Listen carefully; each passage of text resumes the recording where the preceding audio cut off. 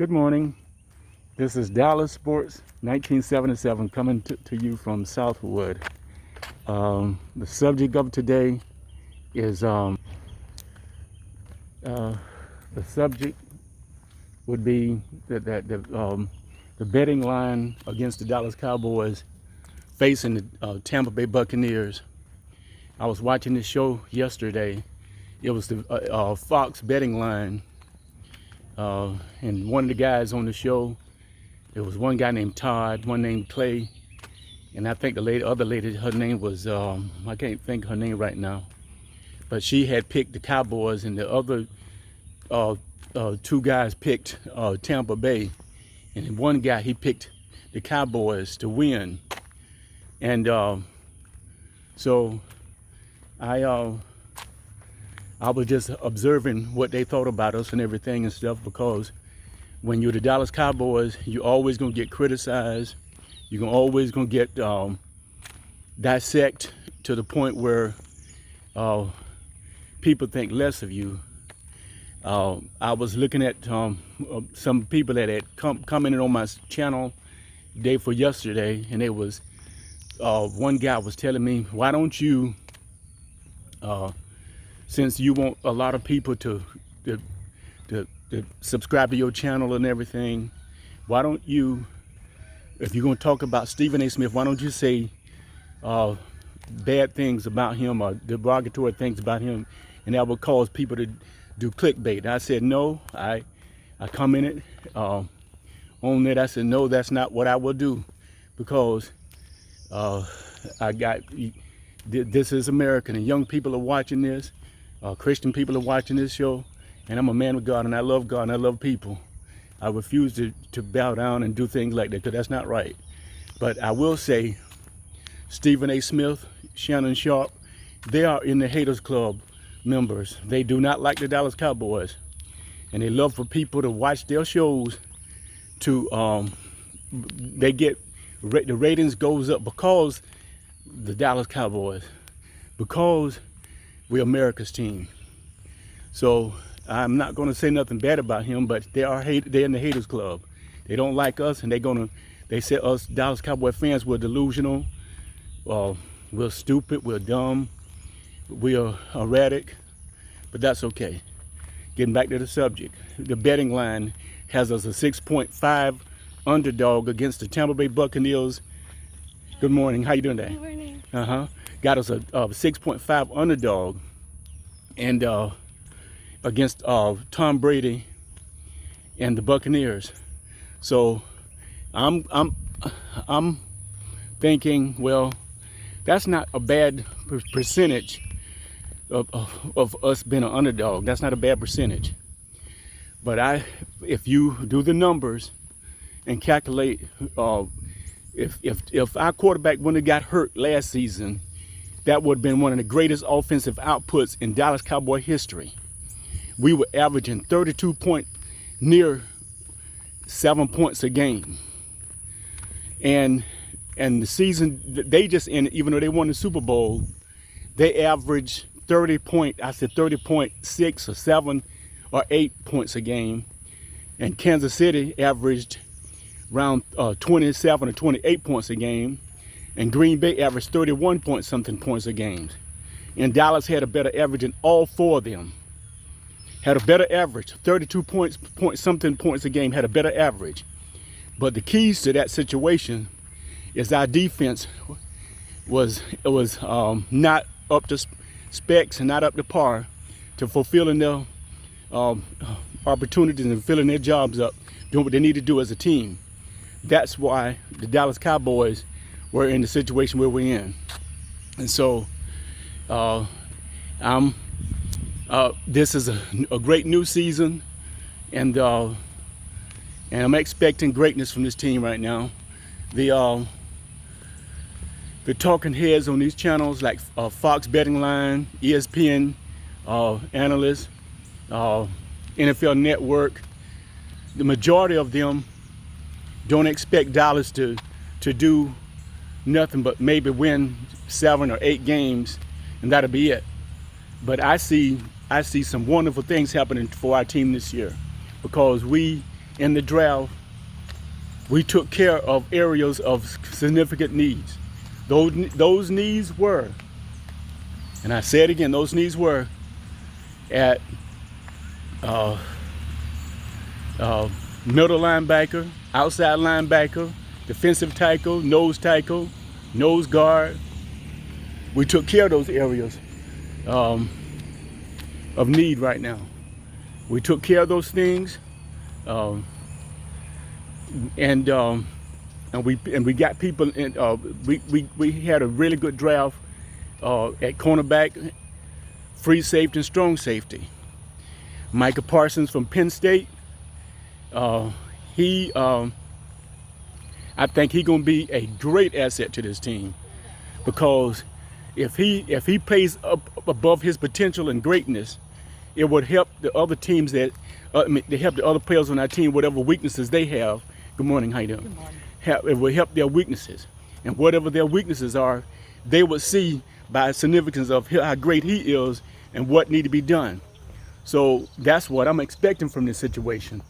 We're right here coming across this little bridge right now. It's beautiful, but it's a wooded area, swamp and everything on both sides, and coming across the little bridge. Just hoping I don't run into no little creatures out here. But that's the areas of concern that was fulfilled through the draft. And our owner, Jerry Wayne Jones, this time he did not go ahead and mess things up.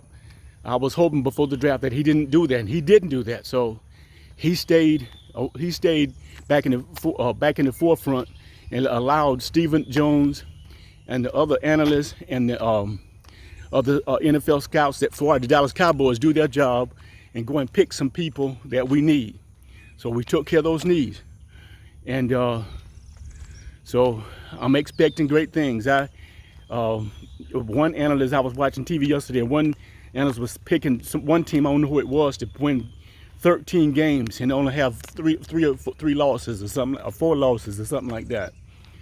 Well, I don't know if that was Green Bay or Kansas City Chiefs or Tampa Bay, but they was one of those teams. They was picking them to only have 3 losses or 4 losses or something like that, and they picking their ceiling. And I heard one of the analysts said, "What you think about the Cowboys? What you think their ceiling are, but what you think of their but how low they're going to be?" Well, one of them said they give them 10 wins, and that's their ceiling at 10 wins. Well, I'm going above 10 wins. I'm picking us to have more than 10 wins. I'm picking us to go. The mountain high right now is 11 wins or more. 12 wins would be sensational, and that's great, and that's what I'm looking at. Why? Because I think the Dallas Cowboys has the potential to do that. And so you fans out there who clickbait to these different channels like Joe Boo Sports, Law Nation, Big Game James, Skywalker Steel, Fisher Report, and all these other channels, just to see what they got to say. I'm not perfect. I don't know everything about football, but I know something about football, about this game, because I played the game, I coached the game, and I officiated the game. I officiated 9 years of high school football, and the thing about officiating is just like playing the game, because once you understand the significance of how this game is done, is a fun, energetic, fast, furious, sometimes devastating game. But I love football. I love playing the game. I love watching the game. I love talking about the game. On the computer game, when I'm playing the game, I play it as a coach, because I understand what it takes to defeat another great opponent. And right now, Dallas has everything it needs to be a great winner. They have everything they need to be a great winner. Dallas need to put things together. That's build a great franchise. This franchise was built on greatness. The great legendary Tom Landry. Good morning. The great legendary Tom Landry built this great franchise on greatness. He had a great quarterback in Don Meredith and wide receiver Lance Allworth. Great bullet Bob Hayes that came from Florida A&M University was on that team. On that great legendary team, he had the great Bob Lilly, the greatest. I would say he is the greatest defensive tackle to ever live. Even they might have him rated at number 5, the 5 greatest NFL player, but he should be the greatest NFL defensive tackle to ever live. He was that remarkable and unblockable. And I just want to tell y'all the history. You young fans that don't understand how great Dallas is and what this team has done through the years. This franchise is a great franchise. Good morning. This franchise is a great franchise. And this franchise has produced legendary players like our great quarterback, Roger Staubach, played at the Naval Academy. And I want to give all the great veterans that served in World War I, served in World War II, served in the Korean War, served in Vietnam, served in Desert Storm. I want to give all them credit, praise, and blessings of what they've done for this great country that we live in, America. It's a beautiful day here in America. And as a Dallas Cowboy fan, I just want to tell you to be blessed, to be thankful, and appreciative of how things have gone. And so I see greatness from this team this year. And I think some great things going to happen. Even though the time through COVID and everything, we're dealing with that. But we have God on our side. And Jesus will never leave us nor forsake us. He wants us to live a happy, joyous, blessed life. And that's exactly what he wants for us. He wants to love one another, help one another, encourage one another. So when that other fan came on my channel and telling me that I should talk evil of someone, that's a no-no. I can't do that. That's not right. But I'm encouraged. I love my Dallas Cowboys. I want to tell you, all you great fans, good morning. All you great fans that come listen on my channel, that subscribe to my channel, I want to tell you thank you. And I speak blessings unto you in your lives and everything. Thank you very much for subscribing to my channel and listening to what I have to say about football and life and everything. Because that's what we're put here. We're put here to enjoy life, to be thankful, to help one another, love one another, and be joyous. It is a wonderful and a beautiful day here in Southwood. I just want to show y'all right now. There's a lake to the left, and houses all the way around to the right, and everything is so beautiful. I'm on the other side over here, and I'm just walking around, telling you, showing you how beautiful it is. And we're back right here, and so it is a beautiful, blessed day. And so I just want to tell y'all showing you what it would look like right now. This is Dallas Sports, 1977. And you might wonder why my channel is named Dallas Sports 1977. I'm gonna tell you why. It's because when I was following this team when I was in high school, we had to endure a lot of heartache through being next year's champion. America's team failing to succeed. But the great Tom Landry, he built greatness. When the foundation was built through Don Meredith. Then when we got into the dilemma with Craig Martin and Roger Staubach was vying for the starting position, that was before Super Bowl VI when we played the Baltimore Colts down in Miami and ended up losing that game. During that season, Tom Landry decided that he's gonna rotate players and everything. I don't know why he should have did that. He should have just went ahead and allowed Roger to start that season, and we probably would have went undefeated.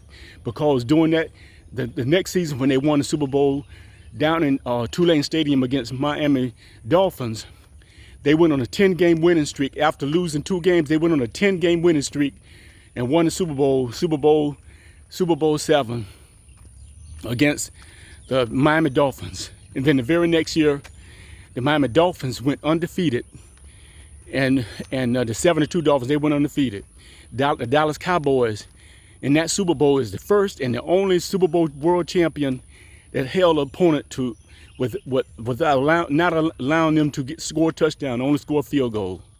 So that's how great this team is. But fast forward to 1977, the year before, the 2 years before that, 1975 season, the Dallas Cowboys, we had a running back named Preston Pearson, number 26. We had Scott Laylaw at fullback and Robert Newhouse at fullback. And Roger was tailback, and we lost the Super Bowl against the Pittsburgh Steelers in Super Bowl 10, which we should have won that game. But bad officiating by the NFL officials. I might get penalized for saying that, but the officials had something to do with the outcome of that game. And Dallas should have won, even though they were the underdog. They got in that playoffs and won. They was an underdog. They was a wild card team, and they made it to the Super Bowl with a great defense and a great quarterback. But we knew then that we needed some help at running back because things when the Pittsburgh Steelers, they had a great Steeler defense called a steel curtain defense, and they just stuffed everything up the middle and would not allow Dallas to run the football, and that's why Dallas lost 21-17 in that Super Bowl. So the very next year, Dallas had they didn't make the 76 season. They did not make the Super Bowl. They made the playoffs but got knocked out. I think it was against the Los Angeles Rams. But during that season, Dallas, it was for a bicentennial year. They wore red, white, and blue stripes on their helmet, and I wish they would have kept those. It was remarkable, beautiful, and if you look at it on film right now, it's the best looking uniforms ever been made by any team. That's how beautiful they were. But Dallas needed to work on certain situations and get things taken care of, and that was build our running game. So that same season, the great legendary running back for University of Pittsburgh, Tony Dorsett, helped them win the national championship. They beat Georgia down in the Sugar Bowl, down in New Orleans, Louisiana. Beat them, and he ran all over them. And they won the national championship. And because somehow or another, during those years, you're not really allowed to get the number one, the very, very best pick. If you got a really good team, make it to the playoffs and get that far and deep in the playoffs. But somehow or another, Dallas made a trade with Seattle, and Seattle Dallas gave them some picks and everything, and we ended up with the second pick. That means we got Tony Dorsett and his other great running back. I think his name was Ricky Bell from USC, and he went to Tampa Bay Buccaneers. And Dallas got Tony Dorsett, and then everything else was history. And through that time, and that's the reason why going through high school and everything, and it was a great time as a Dallas Cowboy fan. It was remarkable because Dallas was a dynasty. They had become a dynasty at that time. We had become America's team. And during that time, I decided that I'm gonna stick with my team no matter through thick and thin, no matter what. I'm gonna stick with my team, be encouraged. That's how it is in life, that we must stick together as America's team fans and family and friends. Love God and love our Christian brothers and stuff. Sisters and brothers. That's how we need to be. So I just want to reflect on that and tell you why I picked that name, because it was a great, unique name. There will never be another defense like that ever, a team like that ever in history. That team is the greatest Dallas Cowboy team to ever live. I know some fans out there that feel that the 9-3 Dallas Cowboy team is the greatest. No, they're not. They're not the greatest. They had a great offensive line. Emmett Smith was a great running back, but he had the greatest offensive line in front of him. The Super Bowl world champion 77 Dallas Cowboy team had an average line, but we had the greatest running back to ever live that ever played for Dallas. That's Tony Dorsett. So do the math, understand the dynamics of that, and you'll see that I'm telling the truth on that. So that's why I picked them, and I'm gonna stick with them, and that's my name. This is Dallas Sports 1977 coming to you from Southwood. Let you know that it's a beautiful, blessed day, that we're here right now walking around and checking out how beautiful the place is and everything. But this is Dallas Sports 1977. I would just want you to be blessed and be thankful. And God be with you. Have a wonderful, blessed day. Thank you.